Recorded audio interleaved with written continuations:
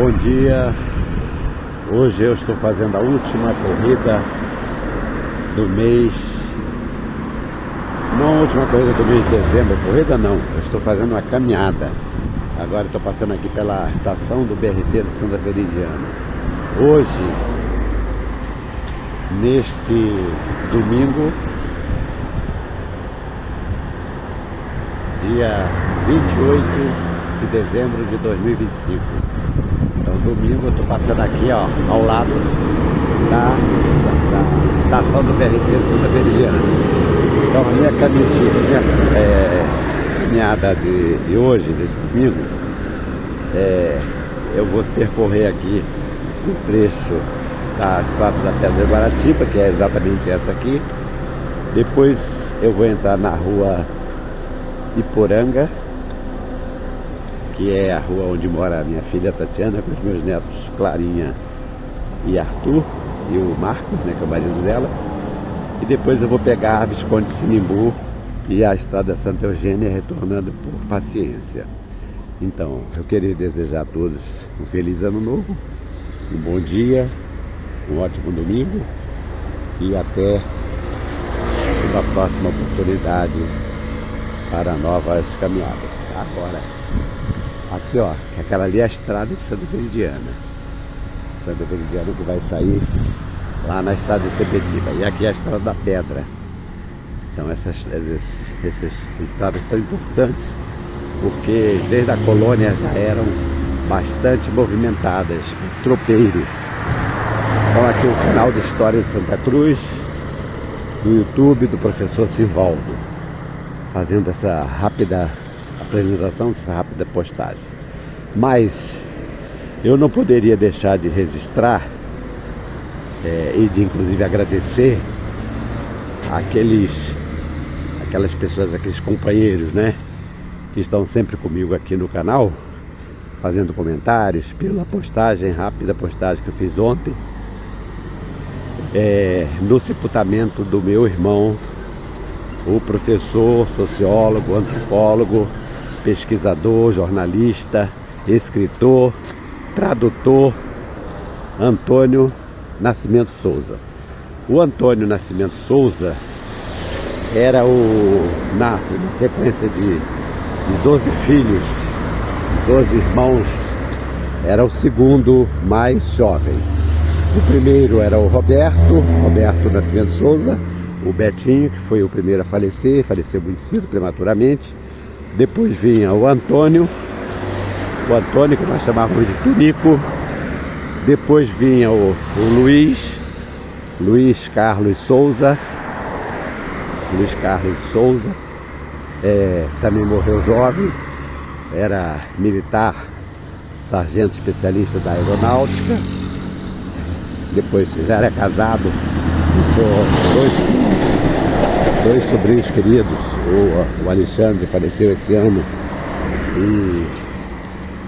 e o Luiz Júnior, e a Valéria, esposa dele, aí a Helena. Depois do Luiz vem o Sivaldo, que sou eu. Luiz nasceu ainda em Campina Grande, o Antônio, o Roberto, o Betinho nasceram no Rio de Janeiro. O Antônio nasceu em 1954. Então, Sivaldo, Sônia, Silvan, Raimundo, Clara e Maria do Patrocínio e Francisca. Então, a família é grande, né? 11 filhos. E além disso, a minha mãe ainda criou dois enteados, que eram filhos do meu pai. Meu pai era casado com a minha tia faleceu, e naquela época havia aqueles contatos familiares, e aí meu pai casou-se com a minha mãe e cuidou dos filhos, os sobrinhos, os filhos da minha tia, Luzia. Bom, mas eu estou aqui para falar mais do Antônio. O Antônio era um intelectual, era um perfeito intelectual, estudioso, com a tendência para o marxismo. Ele tinha uma predileção muito especial por Karl Marx, fazia leituras não só do Capital, mas das obras do Karl Marx, das obras do capitalismo, escreveu sobre o capitalismo, sobre o marxismo, e claro, também sobre o capitalismo, né? Que você vai falar marxismo, não pode deixar de falar do capitalismo também. E, inclusive, em 1983, depois eu confirmo aí, o centenário de nascimento do Karl Marx, o Antônio, o Turico, organizou em Santa Cruz um seminário. Ele mesmo teve a iniciativa de organizar. Olha, eu vou dar uma paradinha para mostrar para vocês aqui a entrada do Campestre de Santa Cruz. Eu estou passando aqui em frente, ó, Clube Campestre de Santa Cruz. Nunca será só futebol. Nossa amizade faz de nós uma só alma. Lute até sair vencedor se for capaz. Então aqui o Campestre é um clube. Aqui tem Conexão Esporte Clube Campestre. Aqui já foi um clube de inúmeras atividades. Tem piscina, tinha uma área de lazer, campo de futebol. Atualmente está bastante abandonado. Mas aqui o Campestre de Santa Cruz. Estou passando aqui em frente. Bom, voltando para o Antônio, então ele organizou esse seminário em 1983 para celebrar o centenário do nascimento de Marx. Eu ajudei na organização, embora não tenha queda por marxismo, mas meu irmão, ajudei. Esse seminário foi organizado em uma casa antiga que ficava ao lado da Faculdade Machado de Assis. Naquela época ainda nem existia a Faculdade Machado de Assis, onde nós estávamos nos reunindo, um grupo de jovens de Santa Cruz, dos quais eu fazia parte, para criar a Casa da Cultura de Santa Cruz. Então era eu, Márcio Azevedo, Jorge Kaiser, meu irmão Antônio Nascimento Souza, Roberto Melo, filho do Jornal Comunidade, Antônio, o Toninho lá da administração regional, Menezes, enfim, um grupo, muita gente, nós organizamos, porque a ideia era fazer um centro cultural. Nós não falávamos em centro cultural na época, nós falávamos em Casa da Cultura, mas a ideia era a proposta era criar uma casa, aí eu vou falar de centro cultural, onde nós tivéssemos várias entidades participando, inclusive o NOP, o Núcleo de Orientação e Pesquisa Histórica, uma das vertentes do nascedouro, do berço do NOP, foi aí, porque como havia a ideia de criar um núcleo de fotografia, um núcleo de arte, um núcleo de teatro, um núcleo de artesanato, jornalismo, pesquisa e tal, o nosso NOP surgiu então como uma proposta de fazer o núcleo de orientação e pesquisa histórica. Isso aí já foi no início da década de 80. E esse seminário do Marx, que foi organizado pelo meu irmão, já esteve vinculado a essa Casa da Cultura. Então, para vocês terem uma ideia, ele já estava tendo isso aí. Quando ele terminou a faculdade, ele se formou pela Universidade Federal do Rio de Janeiro em Sociologia. Ele se formou, teve uma atuação muito elogiada, muito positiva na faculdade, e aí ele resolveu, por conta da iniciativa própria, ele resolveu fazer uma viagem pela América Latina, o meu irmão Antônio. Aí ele fez essa viagem como andarilho, não como turista. Primeiro porque ele era um idealista, era jovem ainda, idealista, e fez essa viagem pela América Latina, conheceu, se não todos, quase todos os países da América Latina, andando, caminhando, acampando, acantonando, vivendo aqui e ali, trabalhando de vez em quando trabalho temporário, né? E passando naturalmente as dificuldades naturais, né? Que são naturais desse tipo de atividade de caminheiro. Mas ele fez essa atividade. Pra vocês verem uma ideia, o idealismo dele. Aí voltou, depois de mais de um ano, acho que 2 anos, quase 2 anos de caminhada, voltou para Santa Cruz. E ele nunca procurou, nunca se interessou por vínculo nenhum empregatício. Ó, Beco João Teixeira aqui, ó. Ele fazia muitos trabalhos assim, por iniciativa própria, às vezes colaborando com pessoas que faziam doutorado, mestrado, porque ele realmente era um estudioso. Estava permanentemente no Instituto Goethe, no Rio de Janeiro, que é ligado à Alemanha, né? A Embaixada da Alemanha aqui no Rio, consulado. Ia lá, pegava livros em alemão, lia, tinha leitura em alemão, lia em francês, espanhol, falava um pouquinho de espanhol, um pouquinho de francês, inglês, enfim, era um intelectual. E também na década de 80 colaborou muito, década de 70 colaborou muito com o jornal que tinha em Santa Cruz, jornal muito bom, chamado Jornal Comunidade, que era um jornal, foi criado pelo Roberto de Oliveira Melo Filho, Roberto Melo, Betinho, não meu irmão, outro Betinho. E esse Roberto contava com o Tonico, com o Antônio como um dos colaboradores. Mas aí ele resolveu, porque intelectual sabe como é que é, está sempre em polêmica, ele resolveu criar o seu próprio jornal, que foi o jornal O Suburbano. O Jornal Comunidade era um jornal comunitário que o Antônio participou e o Betinho foi o fundador. Era um jornal feito com um tipo de papel offset, mas aquela folha A3 não era o tamanho de tabloide, era um pouquinho menor. Inclusive lá no NOP tem uma coleção do Jornal Comunidade, encadernado, numa capa vermelha. Então ele resolveu criar o Jornal Suburbano.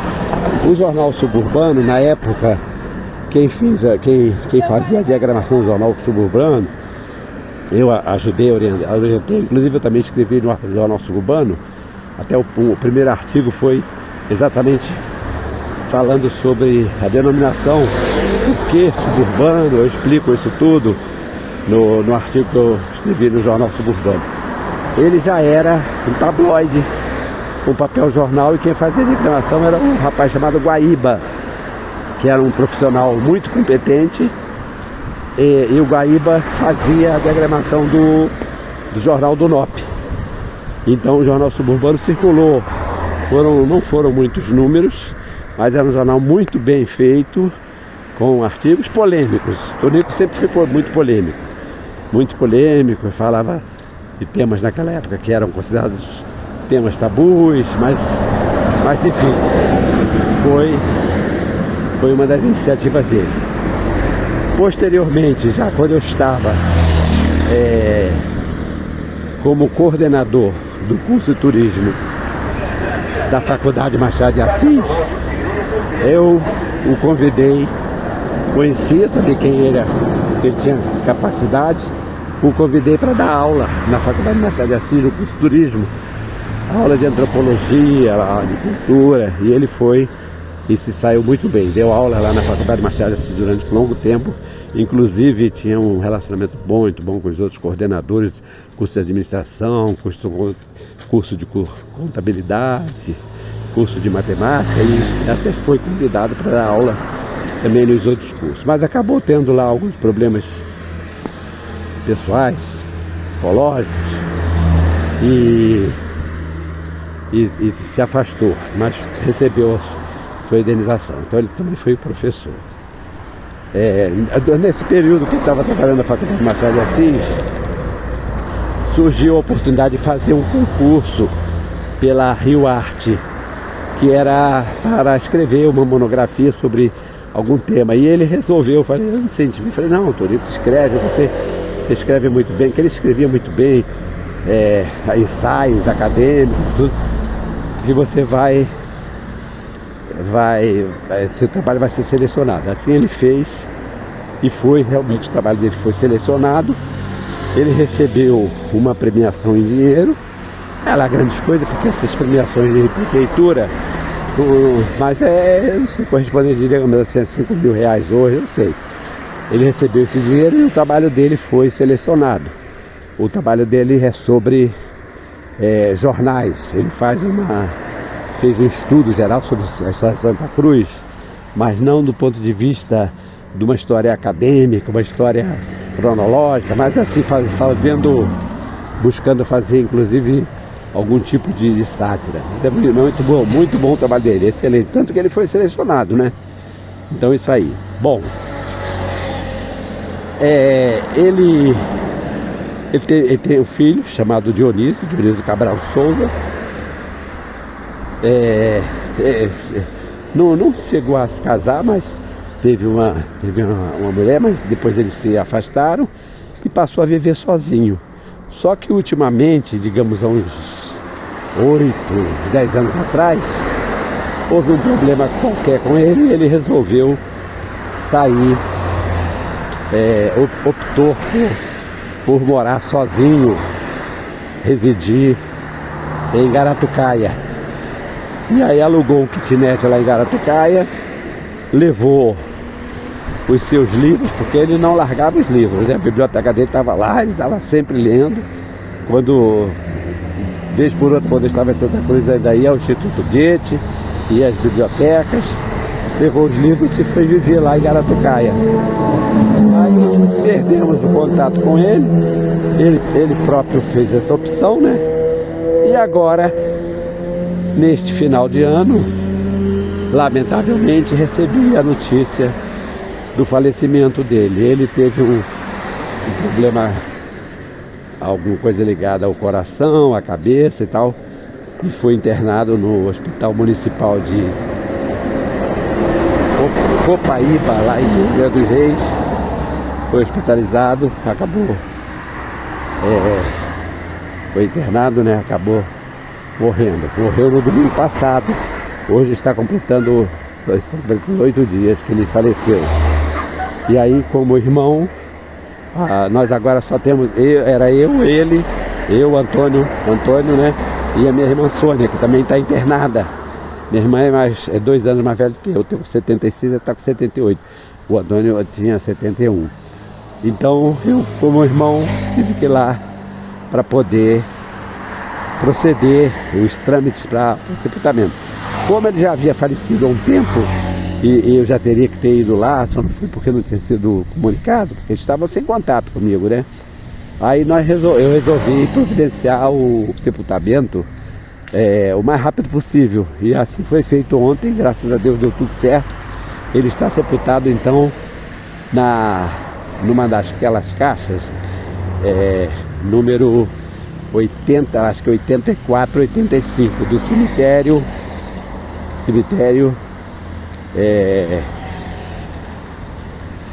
do Belém. Belém é tipo de um bairro que tem lá em Angra dos Reis. Então é isso aí, eu estou aqui nessa caminhada, resolvi fazer esse parênteses para falar sobre o sepultamento do meu irmão ontem, Antônio Nascimento Souza. Como foi uma coisa de emergência, não deu nem para chamar muitos amigos, então estou comunicando. Mais adiante eu vou fazer mais uma postagem com fotos dele, né? Eu fiz um videozinho com uma postagem, mas até o canal do YouTube tirou, porque eu acho que eu coloquei aquela foto dele, que eles não podem, eles não permitem isso. Depois eu colocarei fotos recentes dele e farei mais alguns comentários, porque realmente é um nome de Santa Cruz que merece ser lembrado e considerado. Então, para aquelas pessoas que conhecem o Antônio, o Tunico faleceu e foi sepultado ontem lá no cemitério do Belém, em Angra dos Reis. Então, aqui no canal de História de Santa Cruz, do professor Silvaldo. Um abraço a todos e até uma próxima oportunidade.